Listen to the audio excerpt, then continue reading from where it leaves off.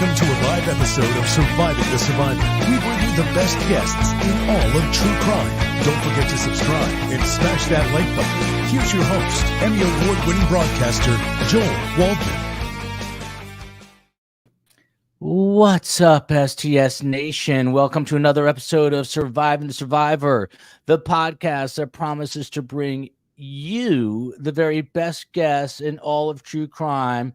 And it is now a time-honored tradition. That Phil Waters is fashionably late. This is his new thing. Obviously, in the midst of securing his Ferrari negotiations. What is today's excuse, Phil Waters? I'm only a minute late, right? That doesn't make any difference. An inch or a mile, right? What would happen, Phil, if you were in the Marine Corps still and you told your boot camp drill instructor that you were only a minute late? What would he do? Oh, well, this would not have happened in the Marine Corps. Okay. So, well, today I have I've got someone who is inquiring about a case. Somebody they want me to interview in a very interesting Oregon murder case, and so we might want to talk about this later. It's a very interesting deal. So I'd love to hear it. You were just coming in the intro here. Of course, you guys know Great Scott, True Crime Phil, a show so good it happens every Friday, and you're looking at America's most respected detective, Phil Waters, formerly of the Houston Police Department. He is a homicide detective, and not just any homicide detective, but has one of the best clearance rates and criminal confession rates that any detective could have. And as you just heard, he is now the owner of Kindred Spirits Investigations. He's also the star of the show The Interrogator, that he wishes was called The Interviewer. And then you got Scott Duffy, former FBI supervisory agent out of the Delaware residency, and Scott was also a Lower Merion, PA police officer for 5.5 years before he got into the police department. Scott Duffy, I cannot help but notice that beautiful fireplace. We're seeing it. Your house looks so cozy, Scott. Not only is your voice soothing, but your home is soothing. Phil, yours does too, but hang on a sec. And Phil, I bet you could put a fireplace up there, but what room are we in now, Scott? No need. I don't even have an air conditioner, so we're good. There you go. Scott, which room are we in? I'm still in the basement. There's lots of different views of the basement, always looking for the best angle. Trying to change it up a little bit for you, Joel. And let me ask you, does you told me off camera that you thought about going into you have an actual fireplace, but your family told you to buzz off. Does your family get irritated that you do this every Friday and that you're not with them? As long as I'm down here, they're all good. They're all good. All right. I'm glad to hear that. Look at this. Tali is in the house, coming to us from Tel Aviv, Israel. Happy Friday, Joel, Uncle Ferrari, Phil, the Duffster, COE, Spacey as in Space Coast, the best mods, and my STS fam. Prayers for her, Israel. Prayers for her. Yes, she is in the crossfire, as they say. She spent a lot of her time as these rockets are being fired into Israel, and every time they've got to go into the bomb shelters or safe rooms in the buildings that they are in. What is going on here from Varushka? Guess what, chat? This is kind of crazy. Carmela and Joel have the same surname as me. Mine is just with two. Oh, look at that. Waldman. First time I see anyone with the same surname. I got to tell you, there's someone in this chat who goes by JW, and I always say what great initials because those are my initials. And lo and behold, that JW is Canadian, and they emailed us to say that their last name is Waldman. How weird is that? No relation as far as we know. And then look at this. You've got Catherine Regier out and about today in Maui. That's good to hear, actually. So can't watch live, but wanted to say aloha. Hopefully Maui is coming together. I got to admit, it's Friday. It's been 7 months and 1 week. I'm exhausted. Obviously, the stuff going on in Israel, but also selfishly, I've got working on my book, and it is beyond exhausting. The kiddos and the COE are having dinner with Carm at her place. They decided to leave me behind. Phil, how was your week on, Phil Waters? Well, it's been busy. I've been working on some stuff, got some new stuff, closed out some cases, and went over to a friend of ours and mowed a couple of their corrals for them that had been kind of overgrown, and so they can put their horses in there. My niece is working with their horses, so we were able to get that done for them. And it's been a great productive week. Now, I will say this: Nugget is not here today. Nugget, I got a very snippy text message from the owner, and so Wednesday, Nugget went down to the owners, and that's where she has remained. So I don't know if they have her sequestered down there. They're trying to keep her from coming up here, but let me ask, there's got to be follow-up questions to this. Does Nugget, so I knew this, that Nugget actually had a different owner, but does Nugget, of her own volition, does she walk up to your home, and is it just sort of understood, and now the neighbor suddenly has a change of heart? Is that what's going on?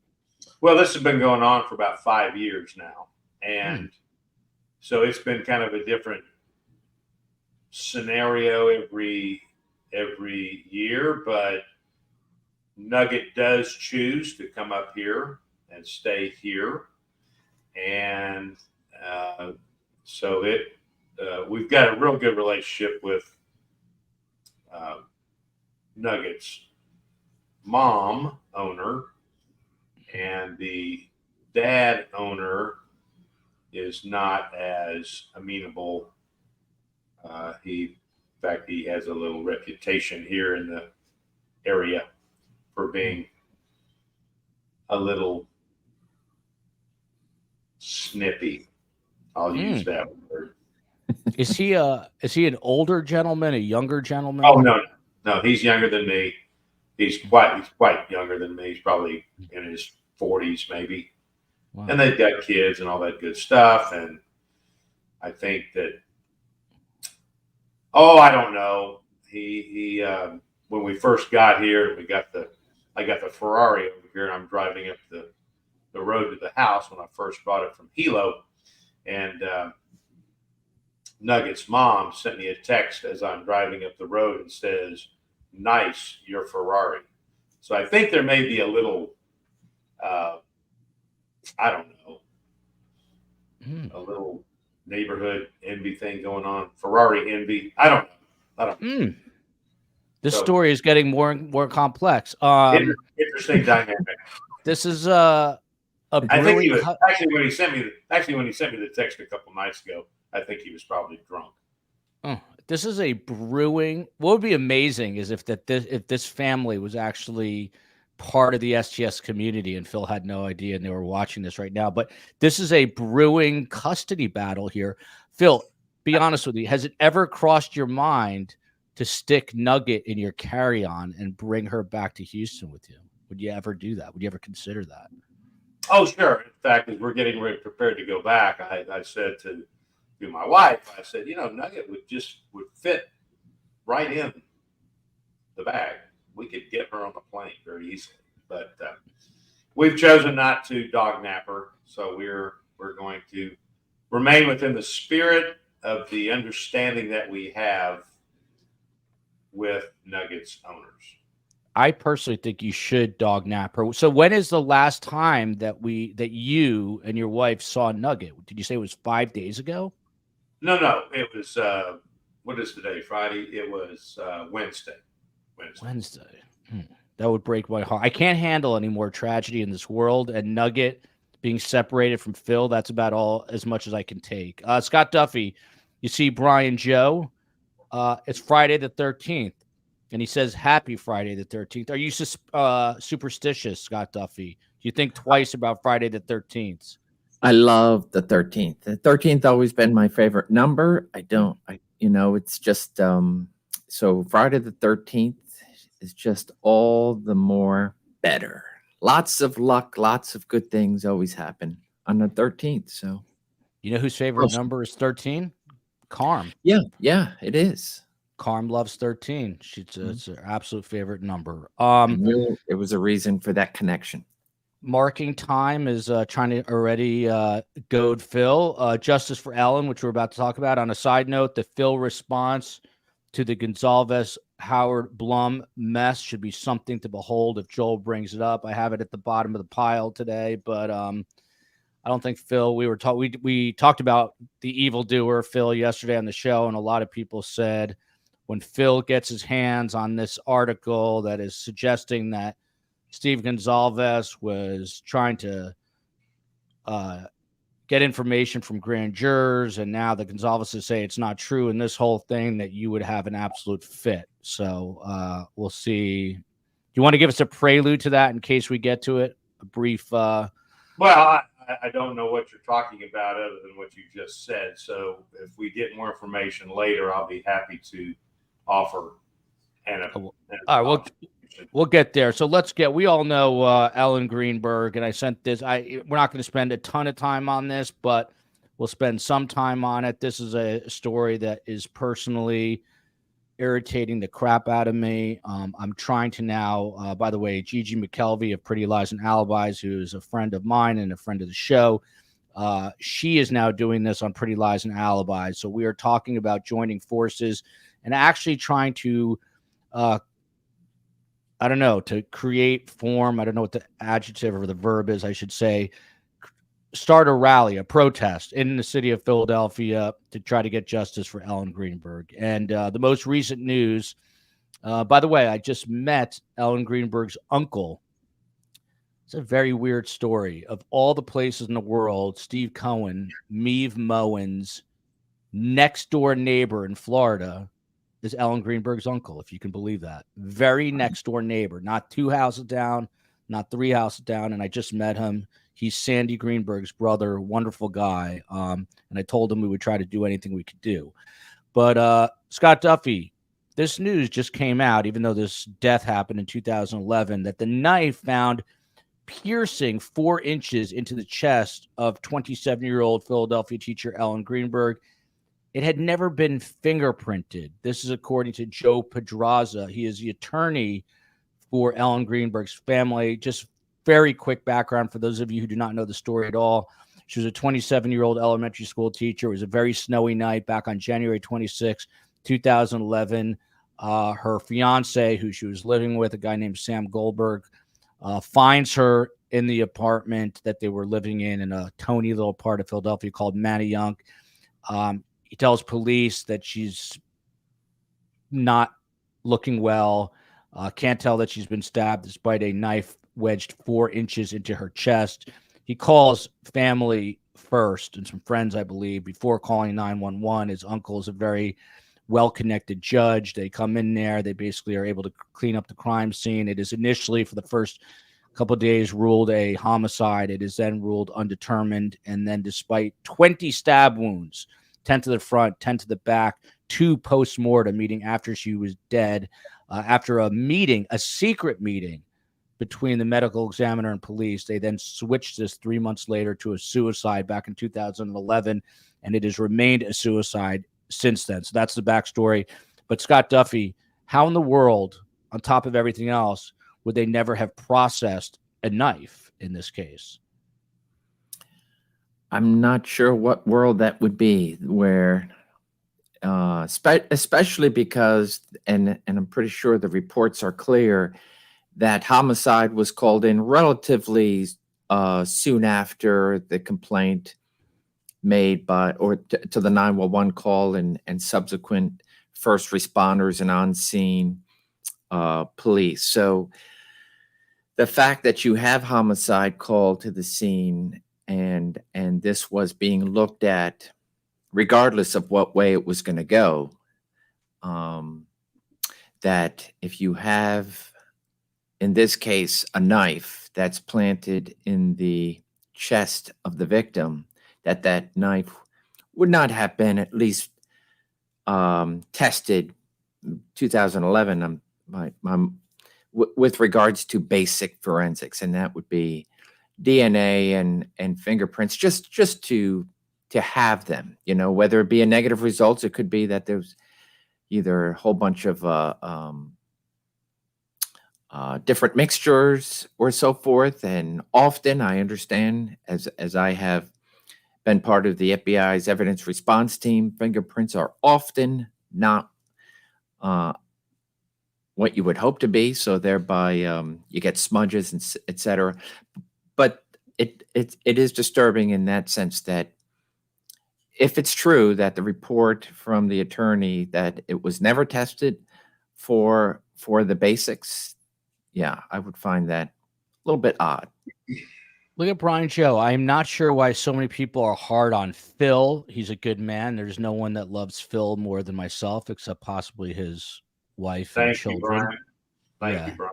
Thank you. I thought you were going to say thank you to me. Jimmy C says, Jimmy and Jeannie always watch from Portland. You never give Portland, Oregon any shout outs. Please remind me to do that at the end today. I don't know about you guys. I feel like molasses today. I'm moving very slowly. I'm fatigued. It's been a long week. I just want to say, Serena, this show is amazing. I'm usually lurking because I can't type in the chat at work if we're busy. Love you guys. Serena, excellent to hear that. Never seen your name. Happy to see it. Please share the show with friends. By the way, if you can't support us on Patreon or YouTube, which I hope you do, please continue. You guys are doing a great job. Give us 5 stars on Apple. The audio side of podcasting is huge. It helps us with advertisers and sponsorships. Please, please, please give us 5 stars. Polka Dots says, beautiful fireplace, Scott. Goosebumps says, love the fireplace, Scott. Tolly says, thank you, Phil. Elizabeth Whitney says, praying for peace. Kathleen Barnett, she says, favorite show of the week. Love to all this. Another Oregonian, if that is the correct terminology. Phil Waters. So this case is just troubling on so many levels. The attorney, Joe Pedraza, he is representing the family. This is a direct quote about the knife not having been processed.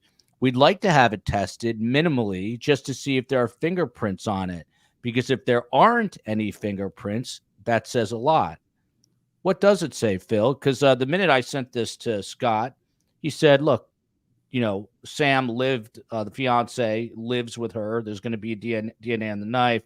But I think the point that Joe Pedraza is making is that it appears to him that the knife was wiped clean. What do you think, Phil? Well, I have hesitated to speak about this case in any detail because all I have seen have been what's been generated, I think, by the family, the lawyer, and those kinds of things. And we're not, I guess the direct evidence is not available to us. But about this specific issue, knife being tested and that kind of thing, I find it strange that the knife was not tested back when this occurred. This is one of these things. I've had cases similar to this where we had a piece of evidence and it's kind of like you don't know what you don't know. The chances of getting some sort of probative evidence off of a particular item is minimal, but you test it anyway. Because if this thing does eventually come to a trial of some kind, what you don't want to do is get asked by the defense attorney about why you didn't test it. And there's just very rarely is a good answer for that question. So just take that away from the defense and go ahead and test it. And if you get negative results, then you get negative results. But in this particular case, I don't know if that did not happen at the time. That was certainly a misstep, something that should have happened. And now testing it, what is this, 12 years later? Is that 12 years, yep. Yes, 12 sir. years later, who knows what condition the knife is in. I'm assuming because they're talking about wanting to test it, that the knife is still in the property room somewhere. So they've got that piece of evidence.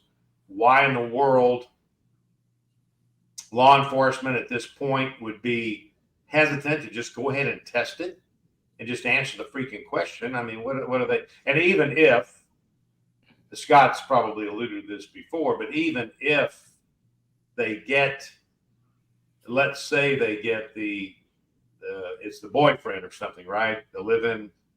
Yeah, fiance, Sam Goldberg. Fiance, even if they get his DNA off of it or get a fingerprint off of it, they live together, right? Yes.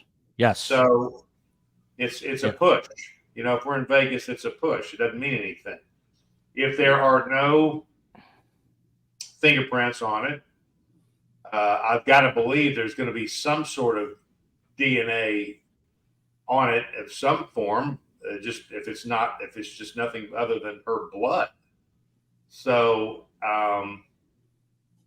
you know, the chances that you're going to get anything now, if the knife,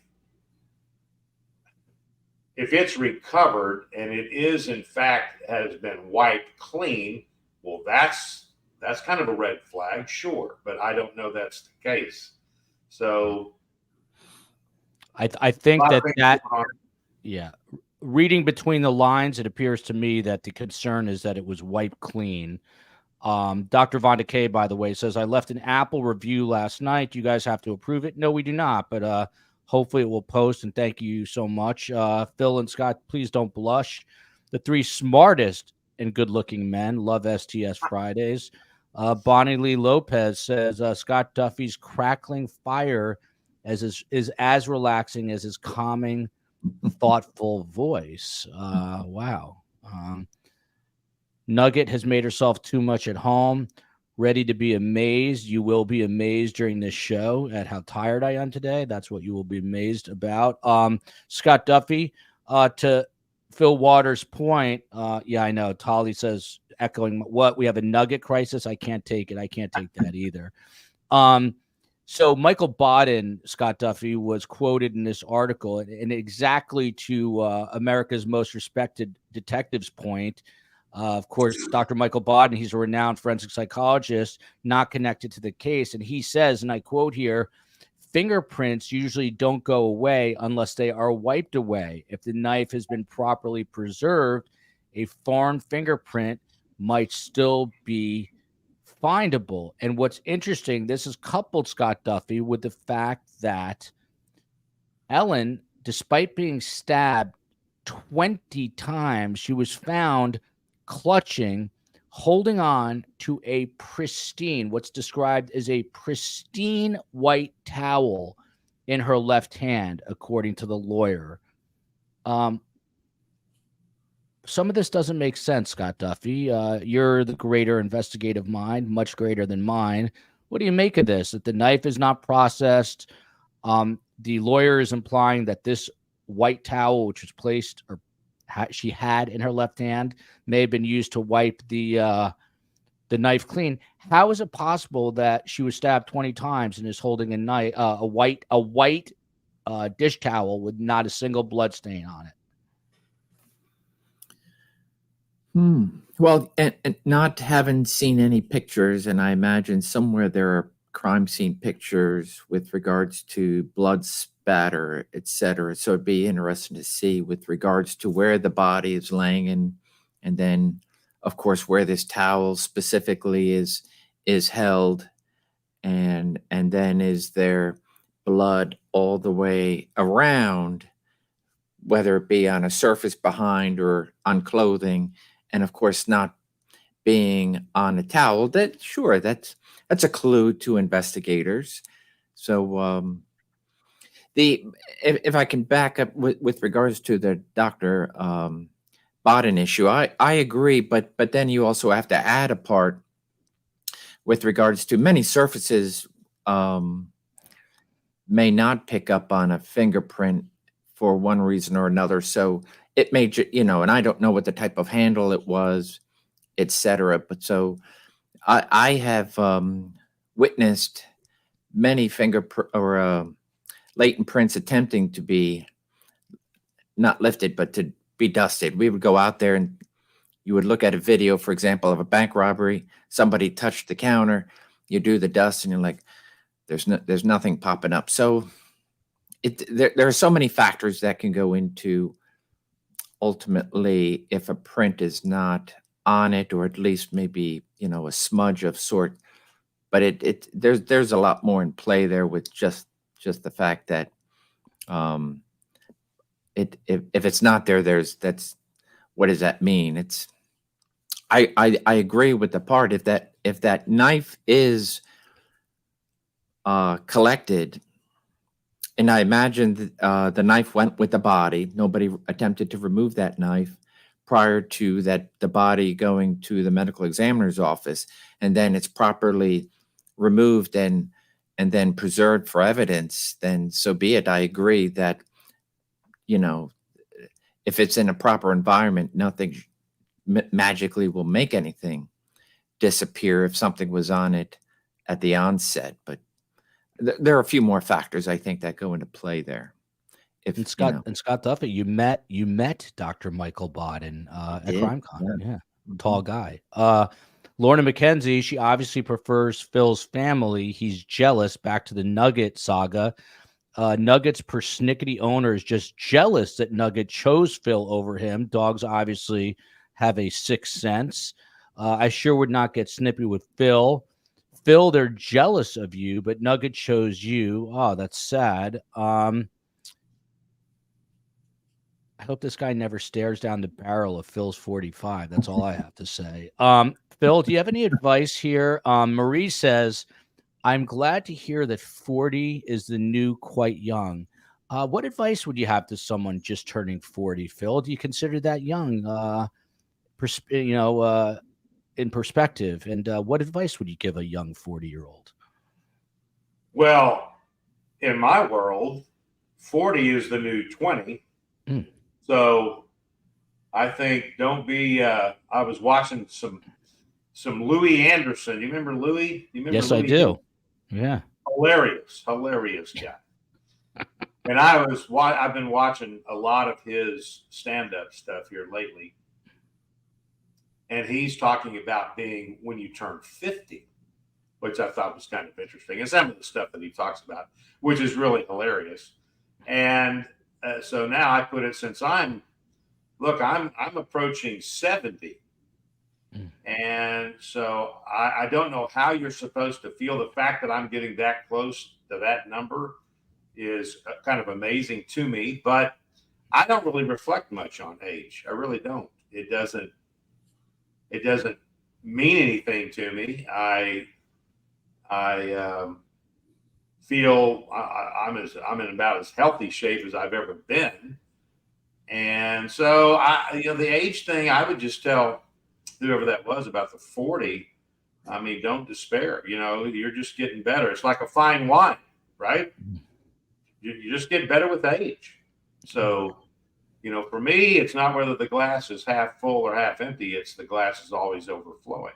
So I think if you just have a positive attitude about moving forward and thinking about all the stuff you're going to learn as the years come along and all the stuff you've already learned by getting to the age of 40. So don't despair.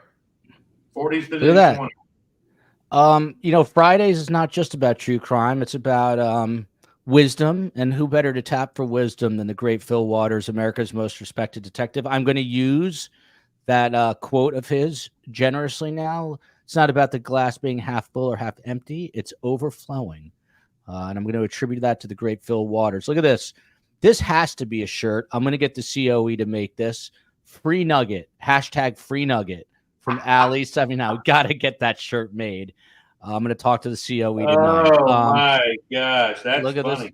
Free Nugget. But I is that Ali? Ali just said that. Is that Ali? I hadn't even thought about that. That's pretty cool. Yeah, we got to do that. Michelle Salter says, I hope these neighbors aren't watching. Then look at this. Lest you think we're a global show. We're not a global show. Kerry, coming to you from North Wales. I don't normally manage to catch you live. Love the show and all your guests. So welcome, Wales. Look at this. The conspiracy theories are starting. Darcy Swanson, maybe Nugget is having an affair. Interesting. I would hope not. PJ's Heart says, lots of love on this Friday the 13th. Prayers for Talia and Israel. Justice for Ellen. Thank you. Best guest, best host, best team ever. Thank you very much. Phil Waters. Final one here before we move on. Moto 88, dogs know good people. Nugget probably needs some peace in his day. Probably hates that guy. And I'll say it again. I hope that guy never stares down the barrel of Phil's 45. Phil, 2 quotes here, both from the lawyer, Joe Pedraza. He says, I think that towel that's in her left hand was used to wipe the knife handle. And I think that somebody may have come upon the scene quicker than they thought. And that's how that towel ended up in her left hand. And he goes on, how many people are cutting up fruit for a fruit salad, which is what Ellen was doing, by the way, to eat for lunch, and then decide, oh, you know something? I'd rather just kill myself now. So let me go get a white towel, hold it in my left hand while stabbing myself 20 times to death. Obviously, he is saying this quite facetiously, but as I've said before, and I will say again, something in the story stinks. It is not adding up. What do you make of his quotes? Is he goading people here? And by the way, this case was never investigated. Never. It was never investigated. Well, I don't know that never is the word to use. It had to have been investigated at some point, even if it was just a patrol officer who did a field investigation. So okay. It's been investigated. It maybe just not to the extent that people would like it to have been, where you have what is now, did I read? So this stuff from the lawyer, see,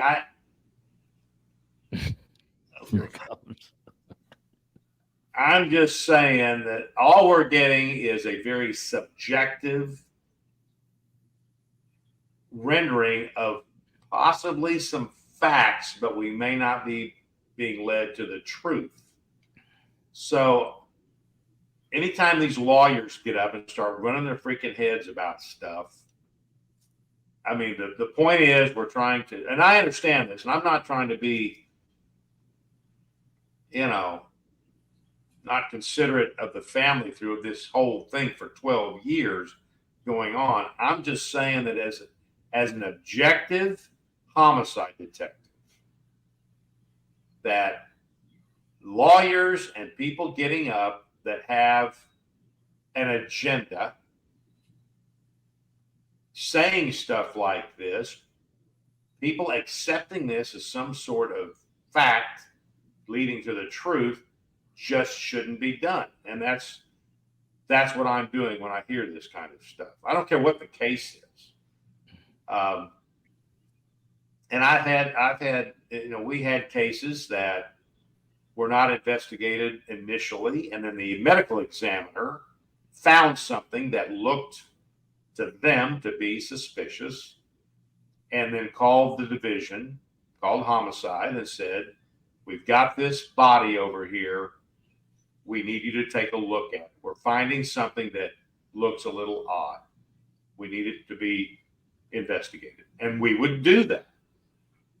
So, again, we're talking about a case that was 12 years old. We don't know what was going on then other than what we have been told.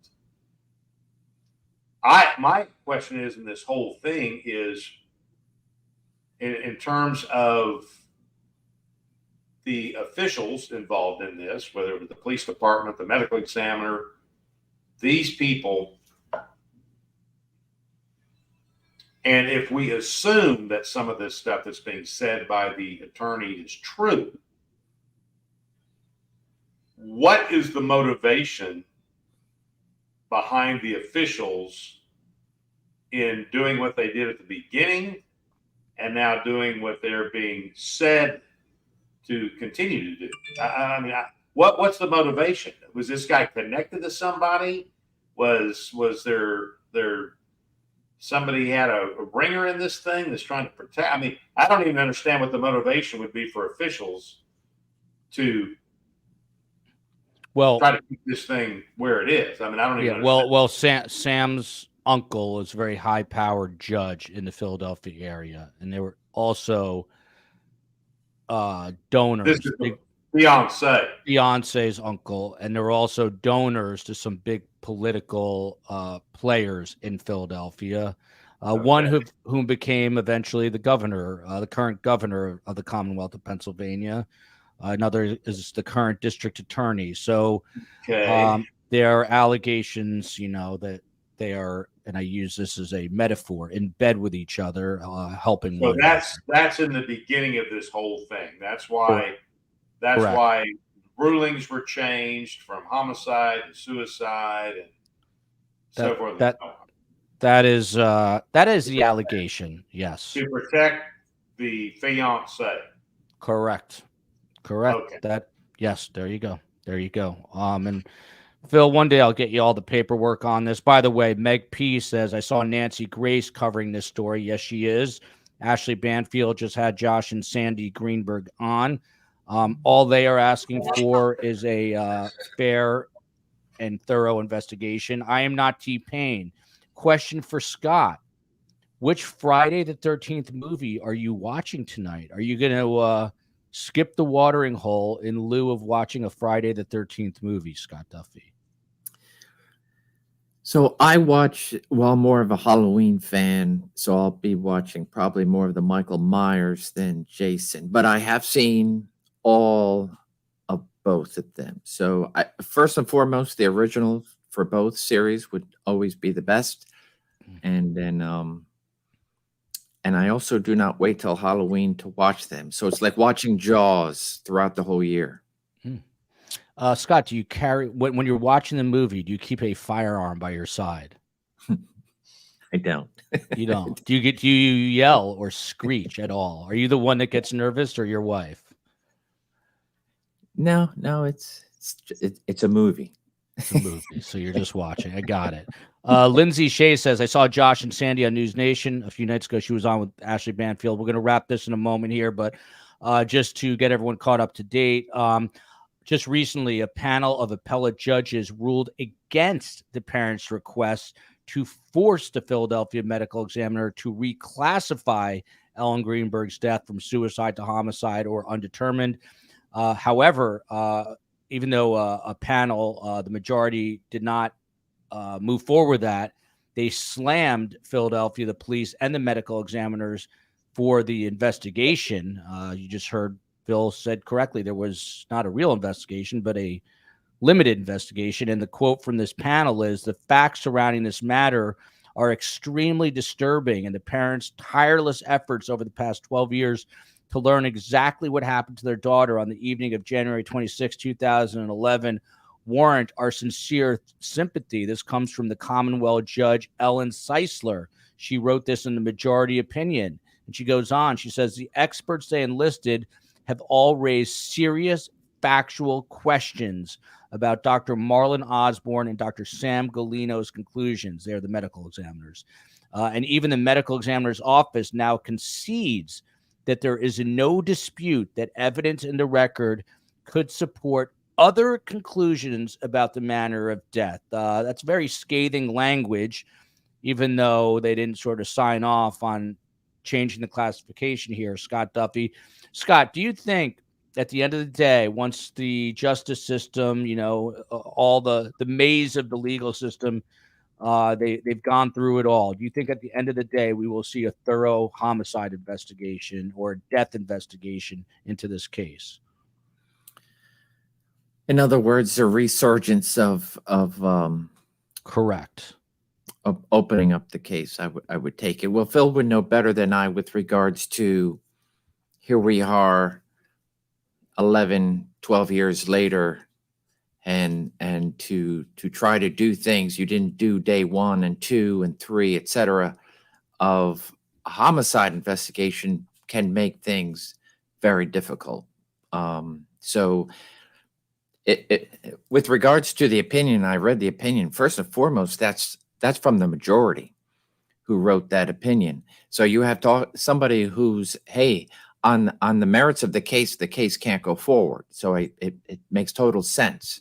But then to write all that extraneous information is pretty compelling to those that would read it, to say, rethink it and come back. Basically, I think what the judge is saying, come back with a different argument where you do have standing. Ultimately, they decided that the parents did not have standing to have even brought the case to a courtroom, and so the judges had to dismiss it based on that. And it was well written, and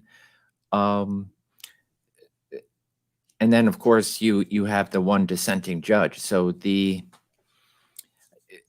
I do believe enough pressure, etc., that the right authorities will take a second look, new eyes, nothing to lose, nothing to gain, other than being able to present to whether it be Philadelphia. And I haven't seen this either, where is Philadelphia or any jurisdiction allowed to transfer jurisdiction, ultimately who are the lead investigators, to a totally different county in this case. And So Chester County, and Chester County, as we know, is now the lead county because it's been kicked around so much in terms of who would investigate. Polka Dot says justice for Ellen Greenberg. McSpunky, generous as he is, donating some YouTube memberships. I leave a reminder to the good governor, Josh Shapiro, on Twitter, formerly known as Twitter, every day. The good people of STS Nation, I would really like to, I can't think today, but I'd really like to organize, that's the word I'm looking for, a rally to try to get justice for Ellen, along with Gigi McKelvey of Pretty Lies and Alibis in the Philadelphia area. If anyone has any thoughts or ideas about how to go about this in a civilized manner, please give me a shout out, survivingthesurvivor@gmail.com. Phil, before you get your Nugget qualifies as carry on, she should fly home with Phil, no question. She knows who loves her. Go ahead, Phil. Well, in regarding of an end game here, if it were me, what I would be seeking is whatever the law is in Pennsylvania, or whatever the process is to have either a special prosecutor or have the Attorney General's office investigate this thing from the beginning. I mean, I don't understand the saying the parents don't have a standing in this case. That's a little odd. I mean, you read the opinion, right? Yeah. Right. How do they determine that they don't have standing? If they don't, who does? Scott. So as a victim, so you have to have a victim, and then the victim would be the next of kin or somebody else ultimately that would be able to bring somebody on a victim's behalf. And from what I've gathered, and any lawyers out there who have read it, if I'm mischaracterizing it, they've determined because as it stands, it's a suicide, she's not a victim. And so thereby, there's nobody that can bring at least the argument that they were arguing before the court. So thereby, no victim, thereby no next of kin or heirs or whatever have you. So it's like, I think the courts were saying, you're on the right track, but figure out another argument. Well, that's interesting that they would say, even if it's self-inflicted, that person's not a victim. Yeah. They're a victim of dying, in this case, by their own hand. That is an interesting interpretation. I think maybe that's getting into the weeds a little bit, but be that as it may, again, this would be something I don't know the chain there in Pennsylvania, but I would think that the governor or the AG's office, if they wanted to, could appoint a special prosecutor to investigate this case. That's what they should do. Kay the Geeky Angel, I think you just answered it, Phil, says, question for Phil and Scott. What can you do when the corruption that is alleged here is so rampant that they don't even test for fingerprints on the murder weapon? I think Phil just said it. You try to get them to appoint a special prosecutor. But I think the bigger issue, look at this, Phil just disappeared on us, is that Phil is adjusting his seat and didn't want us to see this. The bigger issue is raising our voices. So I think that organizing a rally is a great idea. We just have to figure out how to do it, when to do it, and all of that good stuff. Phil, my last question to you surrounding this is the question that Scott Duffy posed to you, which is, how do you go back to 2011? Let's say ultimately an appellate court says, yeah, let's investigate this. Where do you start? I know your answer. You're going to say you start at the beginning, but how? Well, you got to get all the evidence, and all means all. That's all means. So you have to get everything that's contained in that case file. If there are possibilities of evidence listed, but there's nothing in that file, we need to, find out where that stuff went. If we can locate it, find out what was tested, find out what was not tested, and just see where the trail led at the time. And if there were patrol officers, you want to start with those patrol officers that showed up at that scene and whatever little field investigation that they did. And then you've got to take the steps. You got to put the timeline together when it gets to the ME. The ME rules a certain way. And then what are the circumstances that caused the medical examiner to change their ruling? So that's where my big question is what was the dynamic that occurred then that caused the ME to change the ruling? And Scott, I don't know, is any of that revealed in the opinion, or is there a minority opinion, by the way, on this thing? It was a 3-panel decision, 1 dissenter, two in the majority. Yeah, but I think there's only one. I think there's only one opinion that was released. Correct. Correct. So the he didn't. So the minority didn't. He didn't write a minority opinion. I did not. That I didn't see one. Okay. Yeah. Well, so I'm back to my next question would be, what was it that was presented to the medical examiner at the time that caused them to change the ruling from homicide to suicide? There was, it's interesting you bring that up. There was a closed door meeting that was not recorded between the medical examiner's office and the police. And I believe prosecutors. And after that meeting, the ruling was changed. But it was never on the record. Adding to the suspicion. Well, that's not a big deal. I mean, you don't record meetings like that anyway. So that's not. See, that's the kind of thing that I'm not faulting you, Joel, but this is the kind of thing that wants to add this big conspiracy mystery to it. It wasn't recorded. Never record those freaking meetings. I never went into a meeting with the medical examiner ever about controversial cases, or about any case for that matter, where the meeting was recorded. So these little things like that disturb me about overall pictures about cases that look like they have some question about them. That's a red herring. That it wasn't recorded. It's never recorded.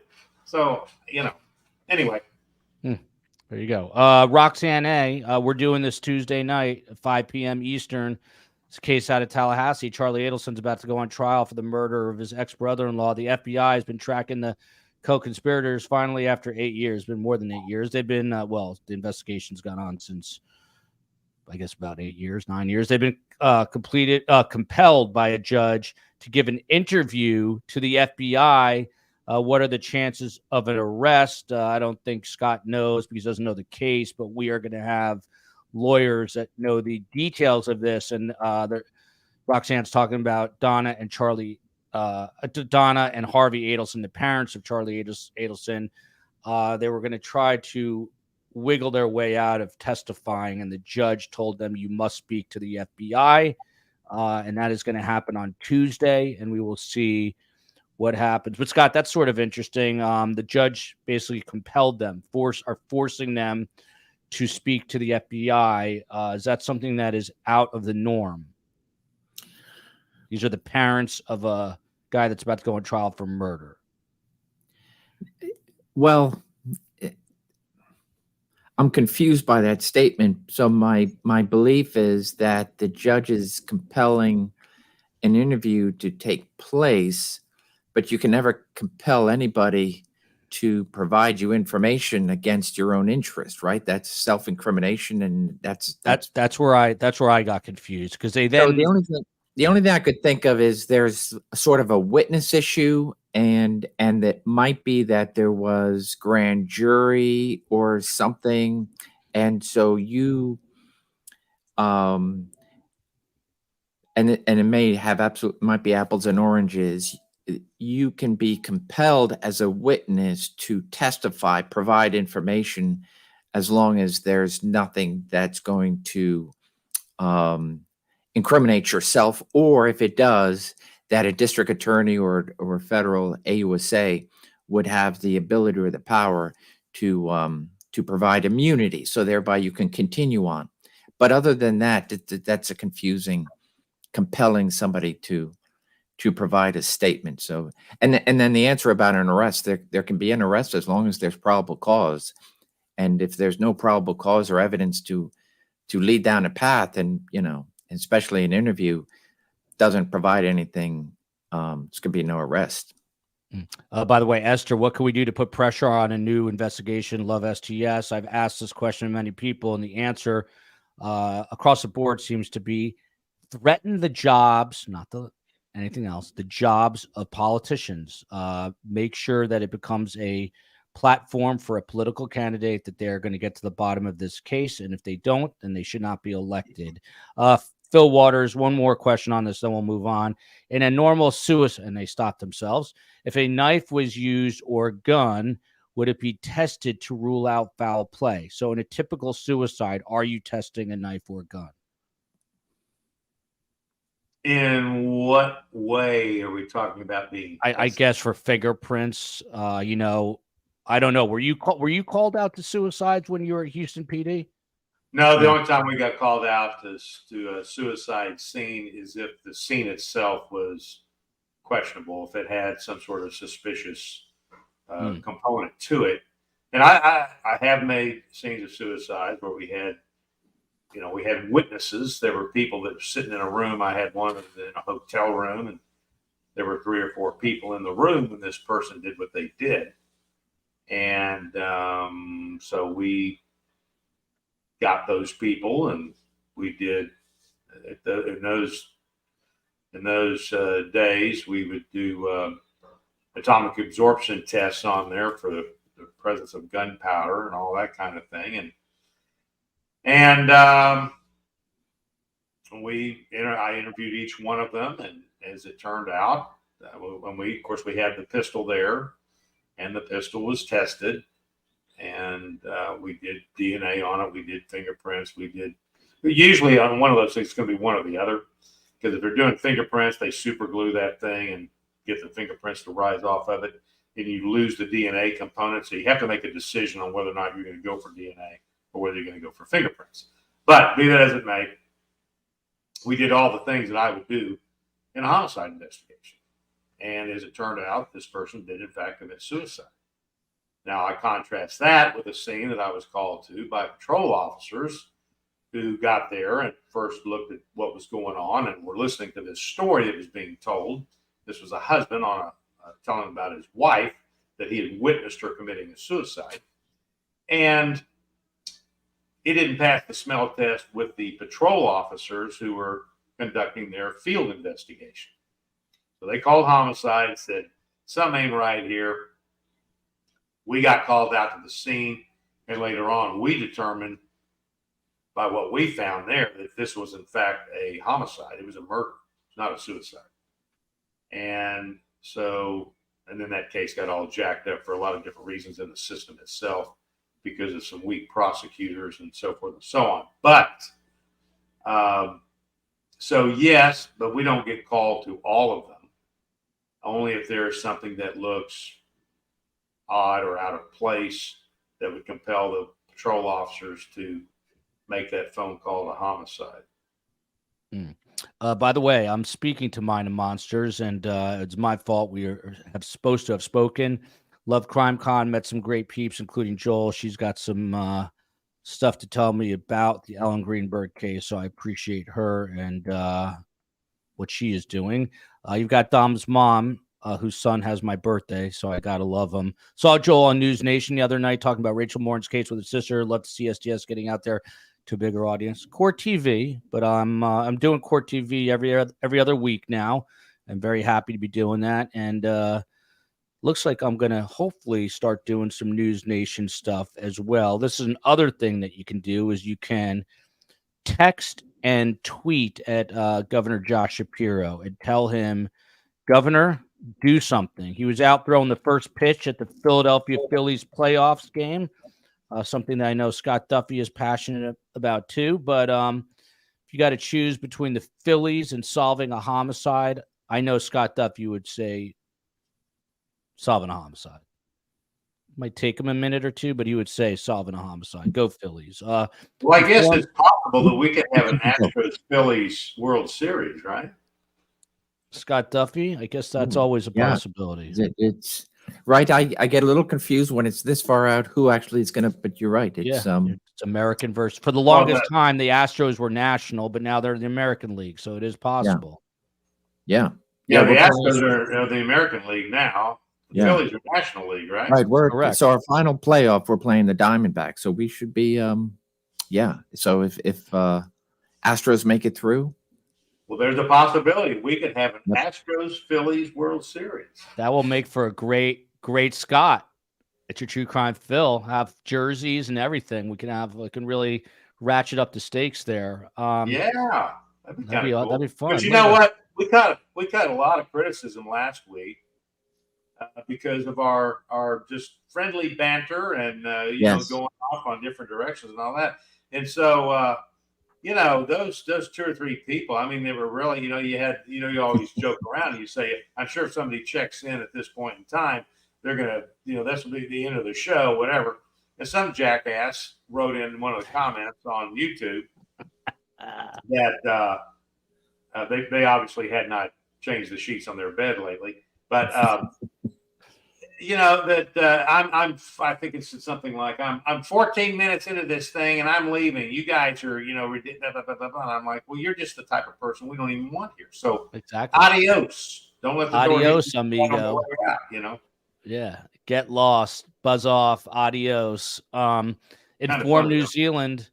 Good Saturday morning from New Zealand. It's election day there. Make sure you vote. God, it's not election day here. I could handle that. Miss We Last See makes an excellent point. Your body gets older and creakier as you age, but your brain insists on staying in your teenage years. I can't agree with that more. I've got to be the most immature 50-something-year-old that I know. T-shirts are definitely getting made for this. # free Nugget. On to the next story. Sergio Brown, Phil Waters, he was a football player. His mother died. Yeah. Turned out she was murdered. And he's been arrested. He went to Mexico. Now he's been arrested. An arrest warrant was issued for him in Illinois. He was somewhere in Mexico and, as I said, was deported across the border, from what I understand, arrested in connection with his homicide. His mother's body was discovered near a creek back on September 16th in Maywood, Illinois, after relatives notified authorities that they had lost contact and could not find her son, who was this guy Sergio, who is now arrested. She sustained serious injuries leading to her death. He was acting very strangely after this, putting out videos, didn't look in the right state of mind. My question to you, kind of out of the typical parameters of what we discuss, I think this guy is a bad egg, an evil person, even though he's not been convicted. You think there's something to football with, CTE? Think he's got some potential brain damage? What do you think's going on here? Any idea? Well, I know this will get him going, but I don't get a connection. At least I don't see it, that the CTE stuff would cause a person to act out violently. Now, I guess that's possible. So I'm not going to say that, so forth and so on. Well, like Junior Seau, not to cut you off, who played for the Chargers, he ended up committing suicide. And if you remember, he shot himself with a shotgun in the chest because he knew he wanted his brain to be looked at. Very sad. But anyway, I didn't mean to cut you off there. Go ahead. Well, right. And so I don't know. I mean, I'm not saying that it isn't possible and so forth and so on, but we don't know the whole story behind these. We don't, even in Junior Seau's case, we don't know the whole backstory there about what he was going through. And is it related to the CTE stuff, or is it something else going on?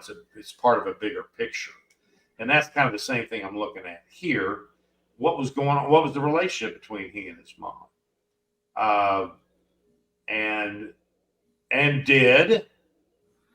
did whatever injuries he may have, if he does have some sort of CTE condition of some kind, is that a factor? Now, it can be a factor, but it doesn't excuse the behavior. This is just like what we talked about a while ago about mental illness. There are plenty of folks that get convicted for murder or some sort of horrific crime, and they may have some diagnosed mental illness. That doesn't remove a responsibility of what they did and being held accountable for it. So, as long as a person can determine the difference between right and wrong, then whatever act they may commit is not going to be explained away and giving them some sort of pass because of some mental illness. So in this case, even in Junior Seau's suicide, he knew what he was doing was wrong. But whatever those factors were that drove him to it, and this is a point where when people commit suicide, you got to remember the thing that drives them to it is that for whatever reason, they've lost all hope. So we don't know, and it's different for every person that commits that act. Look, my nephew committed suicide. I'm just telling you, I've got 8 friends. In fact, one just came up, committed suicide. So I'm well familiar with that event. And so the CTE thing. So in this particular case, I would have to say his actions after his mother is murdered, to me, as a homicide detective, being objective, are going to be affirmative links to him being your suspect. So and then he ends up going to Mexico. So odd behavior, the posts, and then he goes to Mexico. He's fleeing to Mexico. I mean, that's what he's doing here. So right now, what we know is that the affirmative links appear to be he is the one who murdered his mother. And then that is yet to be proven in a trial later on, if it does. But the investigation has only is going to really take off now since they have him in custody. So I'm curious as to whether or not he has been interviewed. And if he did take part in an interview, what was gleaned from that interview? What happened? Look, I've interviewed a couple of folks that one was in the Harris County psych ward, as a matter of fact, when I interviewed him. And he ended up confessing to what he did. And once we got past the tinfoil and past the government putting transmitters in his head, then we got down to what he did, and I got an idea certainly of why he did what he did. So, and I had another guy that was same kind of deal. He clearly had some kind of a mental break when he stabbed his girlfriend to death and left the freaking knife blade broken off in her neck, in her throat. just telling you that one is not, it doesn't excuse the behavior. So if the CTE thing is a factor in the act, then that's something that will be determined. But it's not to be used as some sort of a get out of responsibility free card. And if that makes sense. That makes a lot of sense. The CTE, the bad ones I've seen, the majority have taken their own lives. Tracy Fuller. Will Scott be getting a Friday the 13th tattoo? Scott Duffy. I won't be, but I like the idea. I do. Nancy Drew. Fridays are my favorite. Thanks, Joel, for bringing these guys on every week. No, thank them. I thank them every day. Not really, but metaphorically speaking. Tracy King. I specifically listen to the show for the banter. Love all of you. That is in response to Phil's comment about the guy that couldn't stand listening to us after the first 12 minutes. We don't want him here. Get lost, Brad. Buzz off, Brad. Allie says, yes, T-shirts, free Nugget. Laura Lee Potvin, Dennis Potvin's cousin, the hockey player, is here. Shout out to her. Michelle Salter. I figured out why I like Phil so much. My dad was career law enforcement in Eugene, Oregon. He retired as a detective. You both have similar attitudes and outlooks. Michelle, does your dad, I hope he's still with us, does he drive multiple colored Ferraris? Please let us know. I'd be very interested to know. And then ICU says CTE has been implicated in violence. I'd be interested to know specific cases here. Not questioning you. And look at this. One of my favorite people, Dr. Shiloh, LA Not So Confidential. Hey, everyone. Welcome to Dr. Shiloh. Cindy Neufeld, STS with a heart emoji. Bonnie Lee Lopez. I think I can share this, Bonnie. You got a little crush on John Singer, the attorney, specializing in the Dan Markel, Charlie Adelson trial. He was supposed to come on Tuesday. His kid's got a soccer game. He can't do it. I get no respect. These dads. I got to say, this is a whole other subject. I'm not even going to go there, but I played tennis in high school, and I love my dear dad to death. May he rest in peace. The guy, he had to work. He was always working, couldn't come to my tennis matches. Carm would always be at my tennis matches, carrying on, bringing Gatorade, but how times have changed. Now John Singer's blowing off Surviving the Survivor for his little kid's soccer game. But got to respect it. He's being a good dad. By the way, I'm getting up at 6:45 in the morning tomorrow, and I just found this out, to go to my daughter's soccer game in Hollywood, Florida. She's 7 years old. She's on the traveling team, and her coach is, I think, Brazilian. And I like this guy. He curses in Portuguese and tells them to go kick ass. And my daughter regurgitates the curses in Portuguese, but I sort of like the attitude. Scott Duffy, back to Sergio Brown, then we'll move on. The family put out a statement prior to this extradition from Mexico or him surrendering. It was unclear exactly how it went down. The family said, we implore law enforcement agencies, particularly the Cook County State's Attorney's Office, to work diligently and thoroughly in pursuit of truth and accountability for Myrtle Jean Simmons Brown, that is Sergio Brown's mom. No family should bear the weight of uncertainty regarding the circumstances of their loved one's passing. We continue to pray for his well-being, meaning Sergio. This is before they caught him. On and on it goes. What's your take, Scott Duffy?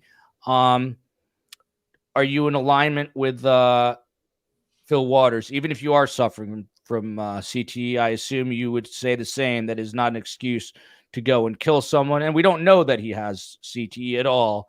What do you make of all of it? Yeah, I mean, mental health is a real factor, but it is a factor in some cases, and others it's just it's a defense that has no weight to it. But I equally agree. I think the mental health defense, as opposed to someone who's been diagnosed with one or many different diagnoses in the mental health arena, that it at least gives investigators, I've spoken to many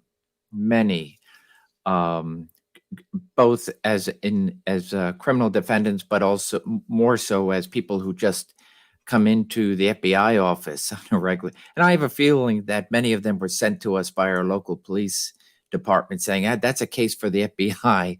We would never do that, Scott. And as a matter of fact, I'll just as a note, when I got into the FBI, great detective, God rest his soul, he since passed away, but he was a true mentor of mine. And so he said, Scott, just you're a good person. And so if ever there's an FBI case, I'm going to send them your way. And so I would get a call from, especially during full moon times. There's something about the full moon. That'd be like, you Agent Duffy, Detective so-and-so sent me your way. So I would just field a phone call for them. But it's not an excuse. It's, and just, handled the case that happened prior to 2015, but 2015, I got the case. And it was somebody who had traveled to Delaware who had committed crimes from 6-7 years prior to in Philadelphia, and provided a complete confession to many robberies and 3 homicides. And so there was no doubt that as this person had, through the defense, said, hey, this person is suffering many different mental health issues. So I can tell you from interviewing that person never exhibited those signs to me. And I had asked a list of questions that, basically I always asked, are you on anything? Are you taking anything? Is there anything you should be taking that you're not taking that could otherwise affect your voluntariness of a statement? And that's what I do. That's what I've always done. And ultimately this person is serving several different life sentences, having raised those mental health concerns as an excuse, right? And so I think it gives a clue into people's lives, but it does not excuse them from the penalty, ultimately the criminal penalty that must be ensued by our justice system. And so thereby, I strongly believe that we hold them accountable. And if the mental health component is a real factor into the why, so be it, but not to excuse them from the penalty they must pay. Very eloquently said. Mac 19 here. I'm sorry, Phil. Sadly, I'm familiar with suicide too. My sweet brother was a Houston firefighter. HFD took his life. We are very sorry to hear that. And that is obviously a high-stress job, as is law enforcement. Irish McGlass says mental illness should be given the highest priority in the U.S. Hug your loved ones. There are a lot of people suffering. LA Not So Confidential trying to make me suffer by making fun. I played tennis in high school with the Menendez brothers. Look, you got to cash in on your 3 minutes of fame. They were way better than me. Actually, my kids take tennis lessons with a guy named Matt, who I love, who watches Matthew, who watches the podcast. And he texted me to tell me that Ryan, another friend of mine, is playing tennis really well. Ryan wants me to play tennis with him. I'm 54. I haven't played really in years. And Ryan is taking private lessons every day for couple of hours, and I said he should be playing well because he's taking lessons. Maybe a week from now, when I'm through with the book and I'm not down, dejected and tired, I will rally. I will take tennis lessons, and I will come back and I will destroy you, Ryan. I will destroy you on the court. But let me get my energy back. MJ says, I worked at a Ferrari dealership for years. Does Phil know a wonderful man named Bud from the Ferrari dealership? No, I can't say that I've met Bud. I do know Lindsay Shea says I lived in Aventura for years. That is, I could hit Aventura with a stone. MJ says, Hollywood, wow, you're close. I'm in Fort Lauderdale. I'm in Miami Beach. We're neighbors. We're very close. Come by. We'll say hello one day. Can you clarify what CT is? What is the it's traumatic brain injury. I forget what the C stands for. Traumatic encephalopathy. Phil's going to look it up right now, but they're hard words to say, but it's the short answer is it's brain damage. That's what we were talking about there. I know Phil is looking this up as we speak. Chronic traumatic encephalopathy. There you go. You said it better than me. Dateline Fridays. You can watch STS and Dateline. These headphones are driving me crazy today. I don't know why. So this is a story, I got to admit, this next story, I really know nothing about it. And to be totally honest, I don't think I heard the name, but it's kind of a big story. And that is Gypsy Rose Blanchard. Phil Waters, she was a child abuse victim convicted for her role in her mother's killing. She is now speaking out in a new docuseries. And she says, after a lifetime of silence, I finally get to use my voice to share my story and speak my truth. This is in a trailer for the Prison Confessions of Gypsy Rose Blanchard. It is going to be airing on Lifetime, I guess, coming up. She says, as a survivor of relentless child abuse, Phil Waters, this docuseries chronicles my quest for liberation and journey through self-discovery. I am unapologetically myself and unafraid to expose the hidden parts of my life that have never been revealed until now. This actually reminds me a lot of the Menendez case. What do you make of a situation, Phil Waters, when someone is abused to the point where they act out in such a manner where they kill a father or a mother, in this case, the mother? Is that an excuse in your mind? No. What would you say to this person? Well, look, they're contributing factors to why people murder. By the way, we've got more information here. The investigation is taking on steam. It is Bud Root, top salesman for Ferrari. No. I mean, there are Ferrari dealerships all over the world. No, I've dealt with the one in Houston. I've dealt with the one in San Antonio, and I've dealt with the one in Oahu. But I don't think I've ever met Bud Root at any of those dealerships. Back to the matter at hand. Gypsy Rose Blanchard. Have you heard about this case, Phil? Am I just living in No. I have not heard of this case. Okay. But I would just, as a general comment about cases like this, where now all of a sudden, that can be a factor in why a person commits a murder, but that's still not a valid reason. So all that stuff going on, look, it's the same.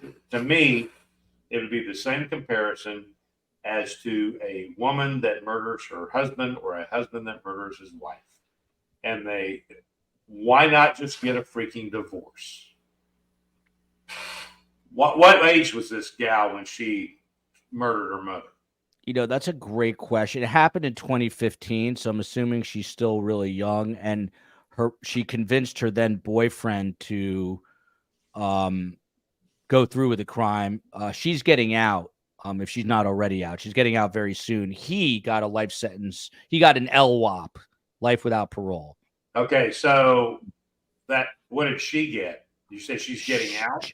I have it here. Hang on a sec. So she now 32, and this happened in 2015. So she obviously killed her, in her 20s. She pleaded guilty to second-degree murder in 2016 and was sentenced to 10 years in prison, and she's getting out soon. So, but what I'm reading into this is she didn't commit the murder. The boyfriend did. That's what it sounds like. Yes. Committed the act. Correct. She's a party to the crime. Yes. She's the one that fuels this thing and gets him to go murder her mother. Yes. Okay, well, I don't care. I mean, look, just knowing that her story, to me, there is no excuse for her doing what she did. She's an adult. I mean, she's not a kid. She's 2018. It's 8 years ago. She's 32 now, whatever, right? 2000. It happened in 2015. So she was 24 years old. Yeah, that sounds right. How old? 8. What's 32? Yeah, 24. Yeah. Okay, so this isn't a kid. This is a full-grown woman who, for whatever reasons, decided that she is going to murder her mother. And she gets the boyfriend to do it. That's what it sounds like. And I know nothing about this case other than what you have just said. Yeah, so and the mother, whose name is Dee Dee Blanchard, she was found dead in her bed in June of 2015. And by the way, Lindsay Shea is writing, Gypsy Rose is a wild story, Joel. Haven't heard of it. As I just said, and it doesn't sound like Phil has either. But Scott Duffy, so again, her boyfriend's a guy named Nick Godejohn, Gode John. They were both charged with first-degree murder, but I guess she ultimately pled to something less. Now, Scott Duffy, after the arrest, it was discovered that Dee Dee, the mother, had for years fabricated all of Gypsy Rose's purported medical problems. Experts determined that Gypsy was a victim of Munchausen by proxy syndrome, which is a rare form of abuse in which a guardian, in this case the mother, exaggerates or induces illness in a child for attention and sympathy. You just heard your good friend, your partner here in crime, Phil Waters, say it is still not an excuse. I mean, the details of this are pretty disturbing. The mother had convinced her friends, family, and community that Gypsy was a terminally ill teenager with the mind of a 7-year-old who suffered from muscular dystrophy, leukemia, and other ailments. I mean, this is next level crazy right here. So again, the mother convinced her friends, family, and community that this Gypsy was a terminally ill kid with muscular dystrophy, leukemia, and other ailments. Scott Duffy, your thoughts, an open-ended question. And so then kill her? I guess that's what she did. So totally agree with Phil. And so I'm just thinking like of analogies in my head of, whenever somebody offers a defense, and so I do believe there can be signs of imminent. For example, if somebody is abused physically to the point of death, near death, to the point, and for example, let's just say spouse to spouse or partner, and this is on such a regular basis, and it's intensifying, escalating, et cetera, and there is a small window that if somebody believes they are about to be killed because someone's always promised, next time I'm going to shoot you, next time I'm going to do this, to the point that that person can articulate some sort of imminent danger and counteracts with striking this person to the point of killing them, whatever. I can see there being a justifiable homicide, and it really has to be specific. But I would say in this case, to the point that there is no danger, there's no imminent danger for homicide is final, and there must be not only a legal and moral justification. And not to interrupt you, but I will. But like in the case of the Menendez brothers, the claim was that they felt an imminent danger, that the father had just found out. Phil Waters not buying that. I'm just stating both sides of the case here, Phil Waters. Sure. But go ahead, Scott. But you're saying there was no imminent danger. Yeah, if you've taken that out, if you don't, you're exacting. There's no difference. You're exacting a revenge. That doesn't mean the mother is innocent. That doesn't mean the mother didn't do terrible harm. That doesn't mean that the mother should not have been arrested for something if there was probable cause to bring all this for these years of child abuse and exacting all these horrible, let's just say for argument's sake, everything this woman is saying is true about her mother. And there's plenty of witnesses. It's over. You've now come to adulthood and you have left. And it's not like something was about to happen. You have a discussion with your boyfriend, so you can't even do it. You go ahead and get somebody else to do your dirty work. Shows the mindset, a criminal mindset of just how ruthless this was. And so there was this, to me, this is exacting revenge. It may be that, well, revenge, but we cannot exact revenge, and the law is very specific in that. And so if it comes down to, we can do things to people of our past who have done horrible things to us, but no longer a part or have any stronghold over us, then this would be a very chaotic world. So no, there's nothing I couldn't even imagine. I can't even imagine she got 10 years while her boyfriend, who did exactly what she wanted, remains forever behind bars. So I do believe there's a miscarriage of justice there. That fireplace is literally hypnotizing me and putting me to sleep. I'd be remiss, Scott Duffy, if I did not ask how Chi-Chi the chinchilla is. I know Chi-Chi lives right behind where you are in a cage. Now in front. So I'm hearing him. I take out his wheel, because then otherwise you would not be able to hear me. Are they not nocturnal? Do they move during the day as well? I mean, yeah, he's pretty animate, but during the night, it's nonstop. And if you're watching Friday the 13th tonight, let's say, since it's Friday the 13th, would you cuddle Chi-Chi? Would you bring him onto your lap and cuddle him for security? Chi-Chi would be on my shoulder.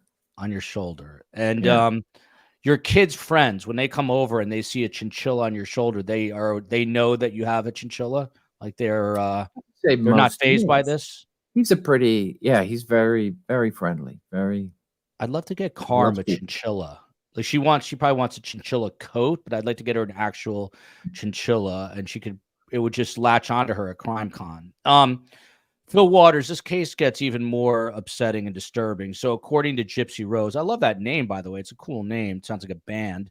Gypsy Rose said her mother would not allow her to speak during doctor's visits and told her that if she ever tried to escape, police would not believe her story. And this is a direct quote.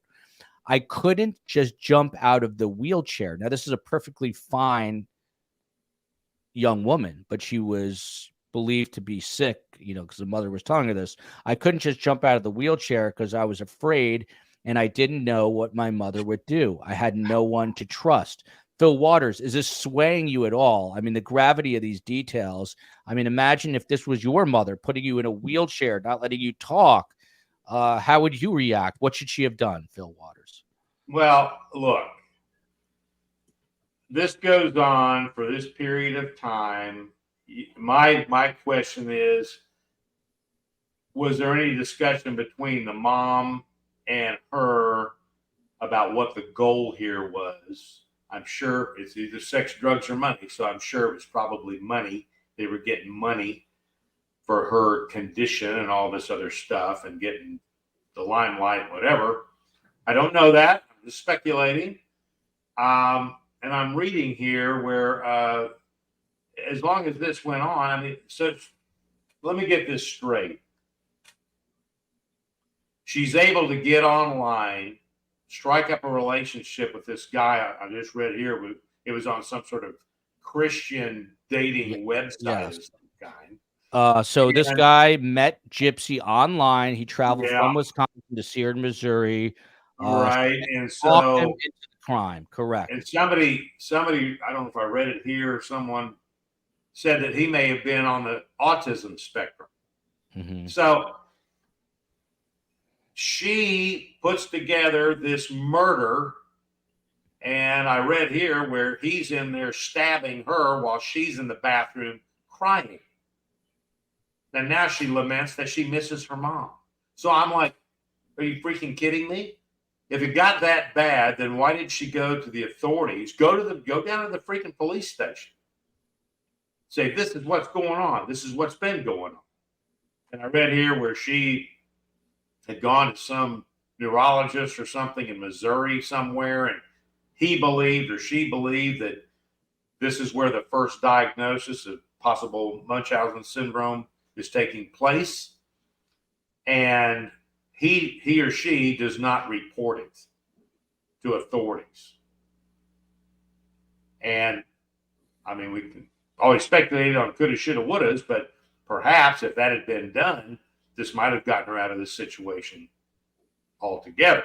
However, she keeps herself in this thing to the degree that she gets hooked up with a boyfriend online and then plots the murder. I'm sorry. I just don't.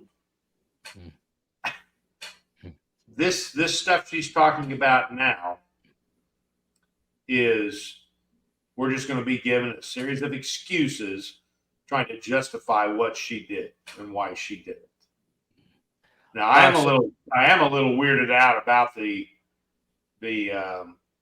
disparity between the sentencing on this thing. That they let her plead to second degree in 10 years. If not for her, this wouldn't have ever happened. This guy wouldn't have ever done what he did. So if there's any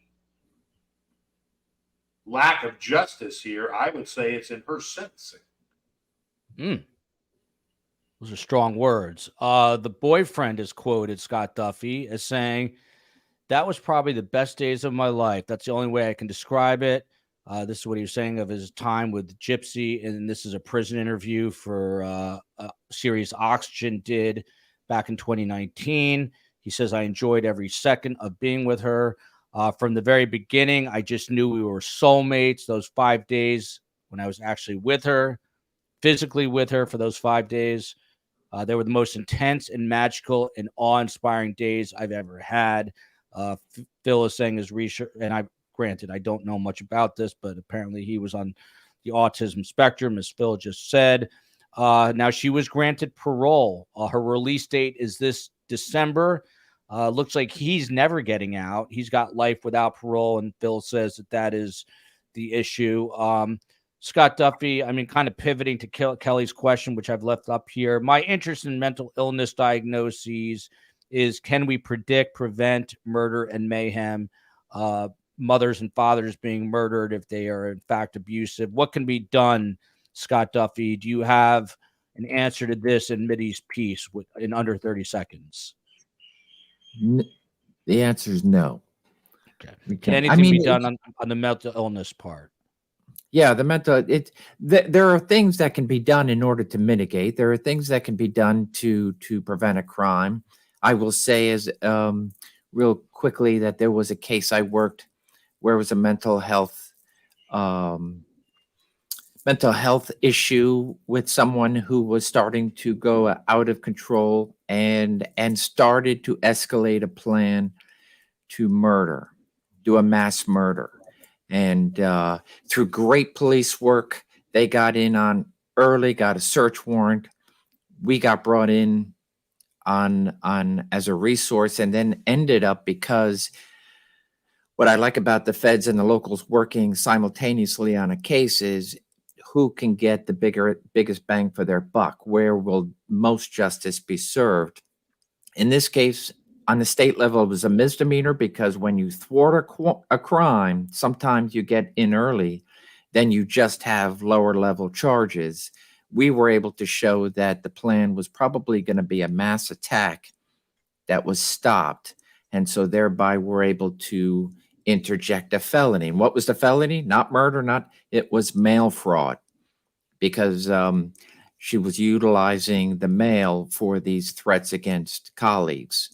And so in that regard, everybody has their fingers crossed, but it was a case, a mental health case, that resulted in a criminal prosecution, enough time in order to get this person into jail, and then, of course, a mental health kind of grab, so to speak, where there was this person had never sought any assistance or the doctors, and so now I would say is on a road of recovery. But and so that's one snippet, and so there are things that can be done, but at the end of the day, to prevent murder, to lower the murder rate, mass attacks and whatnot, it's a very difficult, very complex issue. There's some horrific details coming out before we get there. Becky Ireland, Joel, what's the name of your book? Same title as the podcast, Surviving the Survivor, with a different subtitle. Will it be done in audio as well? I listen to more books these days than read. Comes with age. You ought to have Scott do the audio book. The soothing voice.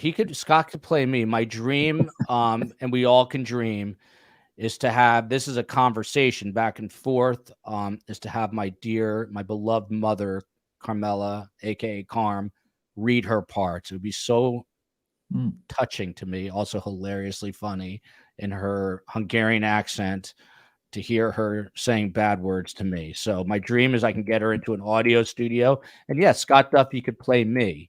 Have to fly Scott down here for like 6 months to do it. I'm sure his family would be, down to do that. Here's some more very disturbing details. She had numerous surgeries. Granted, I admitted this off the top. I don't know much about this. She didn't need. Her life was torture and abuse. Her mother was horrendous for years and years and conned people for money. It was shocking how Gypsy Rose got jailed, the mental trauma she was put through. Phil, you should watch a documentary about her story. Hard to blame her when she didn't know anything different. Since birth, her mom controlled and abused her.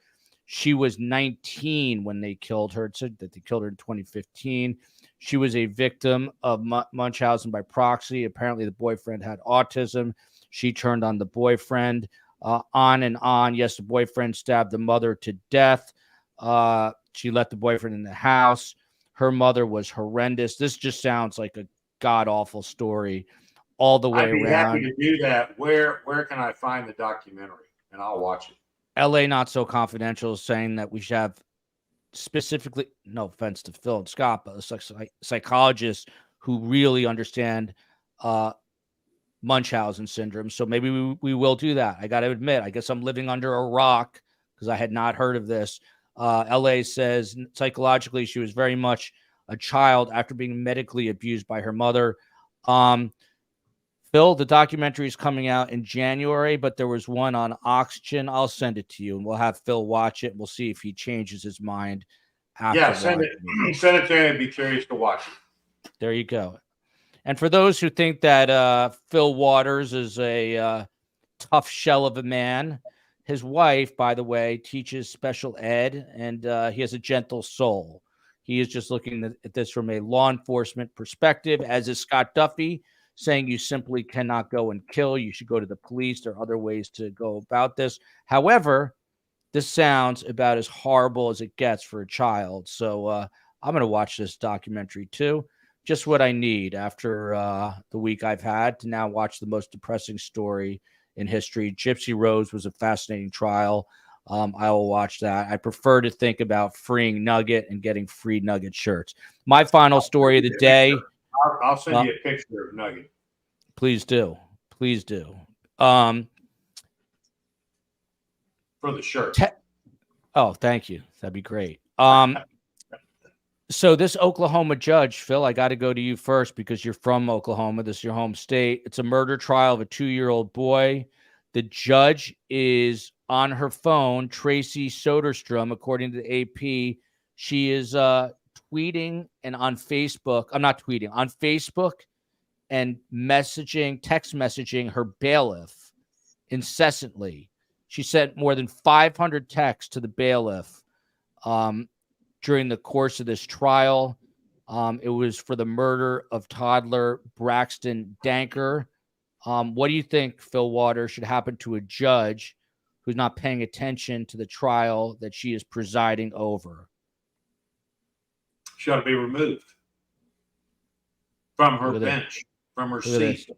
Her mother had all her teeth pulled out. By the way, I mean, I'm admittedly very ignorant about this, but what doctor would do this? Wouldn't you have to have a medical reason to remove a child's teeth? Like, you can't just go in there. Look at this. I don't think she's been Are we rehabilitated. back on this Gypsy case? I'm just going back and forth. I can't believe Well, the details. let's do this. Let's watch the documentary, because getting this stuff piecemealed with all this stuff is not doing us any good. So let's watch the documentary. We will regroup and we will discuss it with some knowledge. Thanks for Uncle Phil. Uncle Phil, what should happen to a judge who is on Facebook and who is texting the bailiff?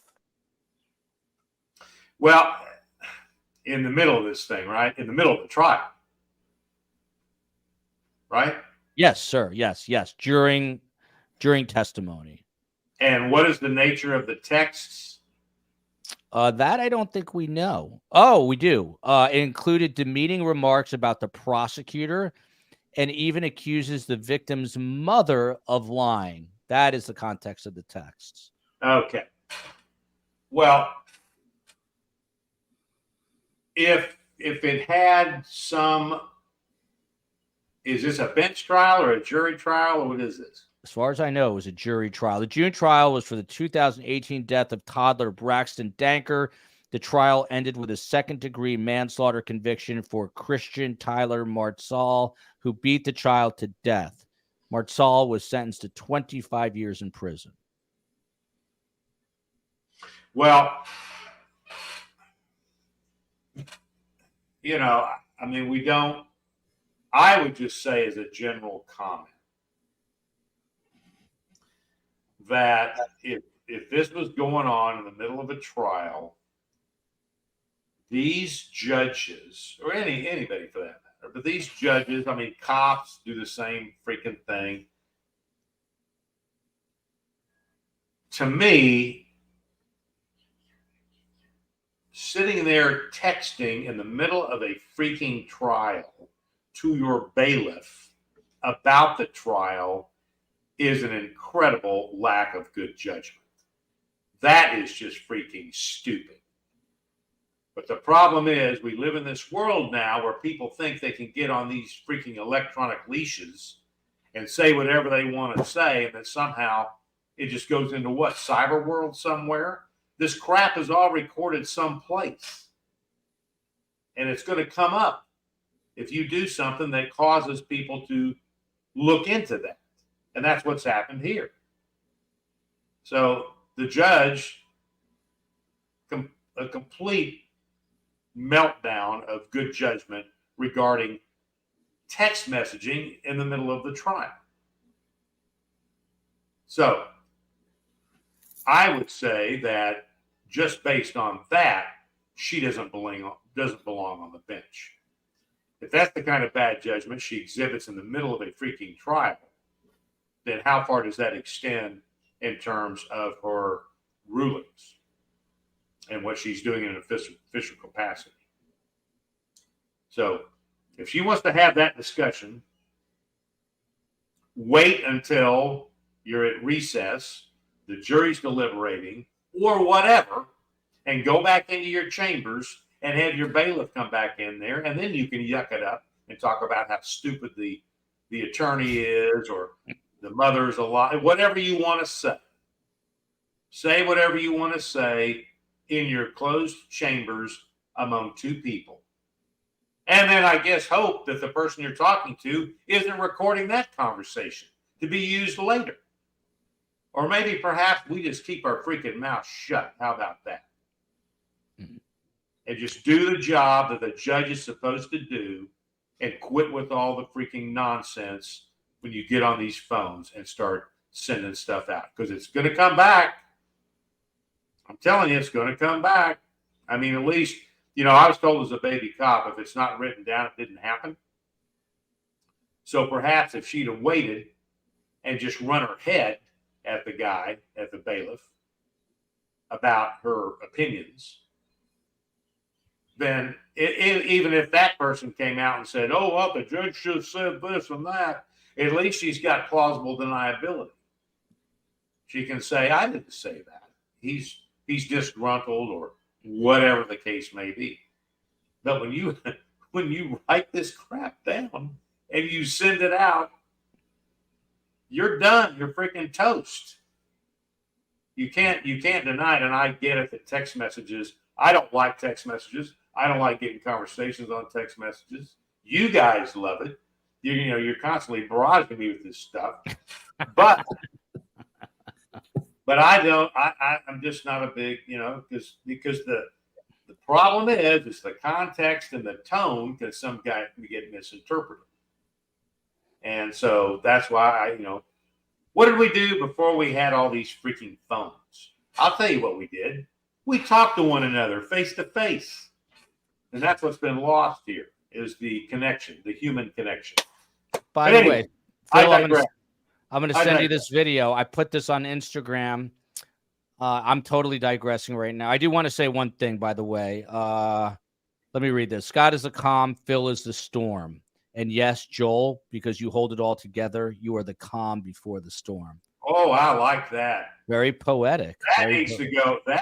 Rick, that needs to go on a T-shirt. Yes, Scott is a calm, Phil is a storm. And yes, Joel, because you hold it all together, you are the calm before the storm. I do love this. LA Not So Confidential. I want to be very clear here. Remind me to tell you the phone story in a minute. We covered factitious disorder and Gypsy Rose in episodes 69 and 70. I'm going to listen to this. LA Not So Confidential. My friend, Dr. Shiloh. I'm admitting to the world, I did not know about this case. Obviously, a very complicated case. I am an empath, I guess you would say. I feel horrible for Gypsy without knowing her, and I feel horrible for the boyfriend. This mother sounds straight out of a horror movie. How these doctors were doing all these surgeries and all this, I have no idea, but I don't know much about anything. So probably shouldn't be talking about it, and that's why Phil suggested let us go do our homework. Episode 69 and 70, how long does this freaking thing last? I guess 2 episodes, Phil. 69 and 70, I guess. LA Not So Confidential. There's 69 or 70 episodes of this story. No, I think this is of the podcast. So this is like okay.